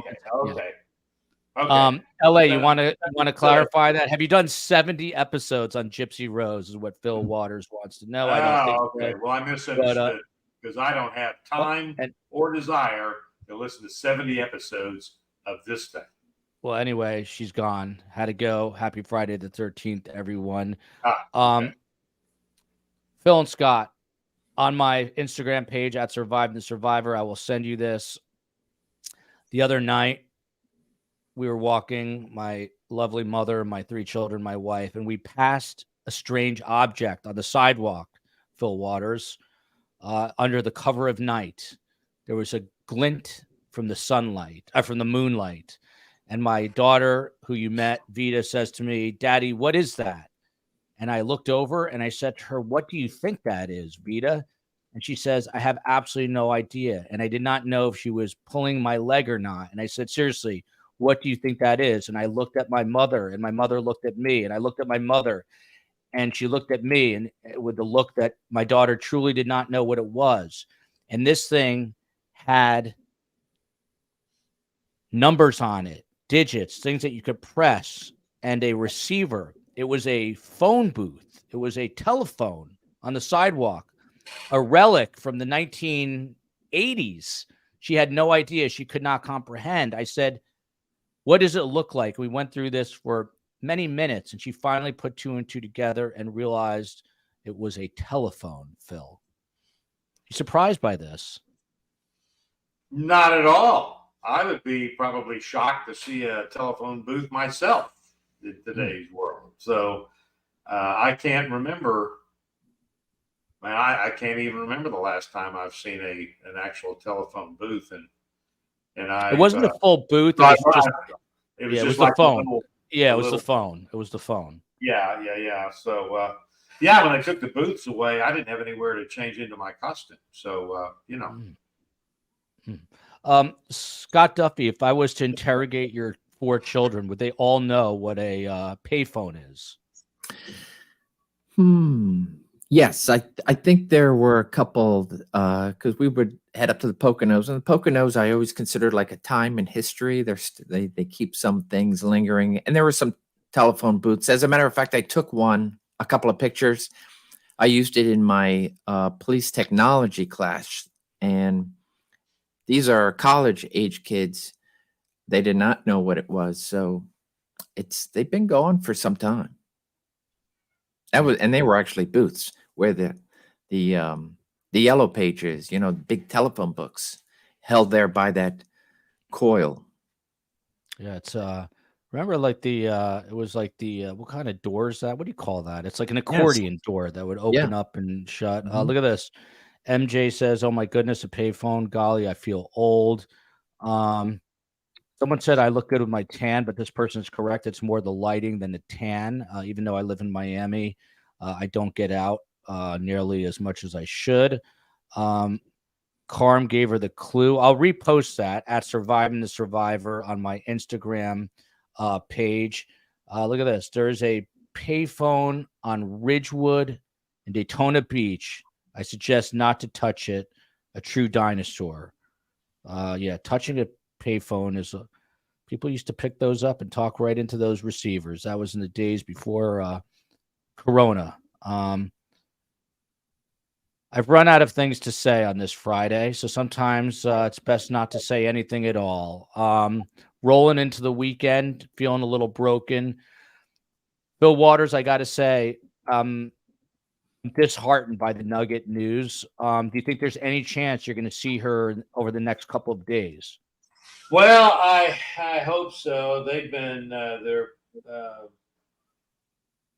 yeah, I hope so. I mean, we are leaving here in about 2 or 3 weeks, and so I'm hopeful that we will be able to see Nugget before we depart. Would there be any chance that you do not see her, that this neighbor could have such animus that he does not allow you to see her before you leave? Always a possibility. By the way, I want to correct myself. It wasn't a rotary phone. It was, the push button. Push button. That's what I'm looking for. I don't know certain. Look at this. Ski Hat Sarah weighing in. There's a phone booth in my neighborhood. Used to call people who have passed. I forget what it's called. There's a name for it. I don't know what that is. Scott, do you understand that? I don't understand that. No, but it sounds like an interesting concept. Yeah, that sounds like something like a time machine, right? Yeah. Lindsay Shea wants to know, Phil, back to Houston, Phil? Yes. Phil, is it bittersweet? I know Houston is home, but are you starting to get that, I don't know, that veneer of sadness knowing that you're going to leave the beautiful Big Island for a few months? Well, yes. I mean, I can say that when the wheels touch down in Houston, I'm already counting the days to come back. So I tell people now that we work in Houston and we live on the Big Island. Phil, do you think there's going to come a time where you live on the Big Island 365 days a year? Oh, it's possible, but that's up to the big guy upstairs to determine that. Lindsay Shea, Phil, do you have any pets in Texas? I know the answer to this. Phil, would you like to clue her in here? My beloved Poppy dog, our bull terrier, and depending on your generational reference, George Patton dog, Spuds McKenzie dog, or Target dog. Yeah, we can't wait to get back to her. She's at her Aunt Janet's for the summer and early fall, and we can't wait to get back to her. Poppy's a sweetheart. Does Janet get sad when Poppy leaves? And must be. Well, she does. Yeah, because she's got Aunt Janet has a bull terrier named Dodger, and they're quite the pair. They are. He's a kind of a brindle colored dog, and she's white. And so I've got a picture of them sleeping in the same bed, little doggy bed. And the way they're sleeping on their sides with Poppy's head up here and Dodger's head down here, they look like yin yang. So it's pretty cool. But they're a lot of fun. They really like each other, and and they're kind of inseparable. But This person wants to know who Nugget is. It's a long story. It's a long, twisted, sordid tale. But all you have to know is that Nugget is loved, and we want her back. Free Nugget. Scott Duffy. Even though your children are a bit older, Scott Duffy, I've got to ask this question because I'm starting to get nervous because I hear when your kids become teenagers, they completely ignore you. Do your kids enjoy your company still? Do they want to be around you on a Friday night? I think so. I'm not so sure about a Friday night, but yeah, we are pretty close there. So it's nobody's running away yet. But college kids need money, so they come home for that. They come home for that. How much money does a college kid ask for ahead of a weekend? Just out of curiosity. Does it, Dad, give me couple $100? Does it give me $50? Does it, Dad, give me $1,000? Like, what do what happens here? Yeah, I would say all the above. Some couple of $100. A couple of $100 goes very quick. Not to mention all the other stuff you do. But this money conversation might just put me over the edge this week. Brusty wants to know, and then we'll wrap this bad boy up. Does Scott and Phil have Instagram? Yes, I do. I just, as a result of you, Joel, and the show, I did go and get an Instagram. So, and what is the handle? Because I'm glad O'Brusty asked, because now I will tag you. I haven't been tagged you. I see you on LinkedIn. But look at this full name here: Free Nugget Waters. Yeah. What are you just under Scott? Are you looking it up for us? I am. Phil, how's your TikTok and Instagram pages, Phil? I deleted my personal Instagram account over some circumstances 3 years ago, but I do have a company Instagram account because I use Instagram and Facebook in my work. I deactivate my Facebook account after I do work, and I deleted my Twitter account altogether. I am on LinkedIn, and I'm on LinkedIn personally and my company. But Instagram, is Kindred Spirits Investigations. So, Phil, you do not spend your Friday evenings tweeting, I take it. I have never spent much time tweeting, period, at all. Look at this comment from Lindsay Shea. Scott, I'm waiting for you one second here. I called my grandparents Bubba and Poppy, like Phil's dog. And my grandmother's name was Ethel, like Joel's dog. That's beautiful. That's actually very beautiful. And look at this person saying, wow, Scott. And this person says that my college kids grocery shop in my pantry. Scott Duffy, what's Instagram handle? We're all clinging on here with bated breath. Okay. You ready? I was trying to figure out how to share it, and this is where I pass it off to a college kid to say, help me out. But it's SSRA. Oh boy, this is way too hard. What's going on here? I was trying to just copy and send it out, but it's, you know what? Text it to me and I'll text it to me and I'll post it. But what is it? Yeah. SSRA what? FBI underscore. Or yeah, see? It's yeah. Underscore RET. RET. Well, you have to text that to me. Yes. Yes. Or what? Say what, Scott, one more time for our audience. It's SSRA. You're saying SS like yeah. The supervisory something? Is that what that stands very for? good. Supervisory Senior Resident Agent, SSRA FBI underscore RET. RET? Retired. Retired. Look at that. Oh. Look at that. It makes more sense when you see it. Yeah, there you go. It sounds like it would. Just a quick programming note about next week. I have to pull it up because I am so tired at this point that I can't even fully remember. Monday night, my phone is not pulling it up. Monday night, we're doing the Caitlin Armstrong story. We have not done that yet. That's the love triangle. She was a yoga instructor in Texas. They murder the boyfriend, I want to say. We're covering that Monday night. Tuesday, Markel, 5 p.m. Eastern Time, Charlie Adelson. And then Tuesday, 7 p.m., we're doing the Delphi murders. And Wednesday, we are doing Suzanne and Barry Morphew with Lauren Scharf, who covered that case extensively.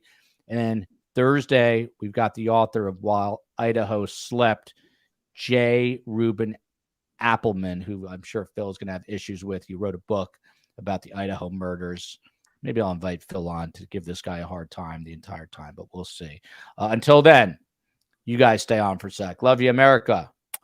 Love you, Portland, Oregon. Love you, Tasmania and Tanzania. Love you, Philly. Love you, Houston. Love you, the Big Island. Love you, Israel. Till next time, here's the outro.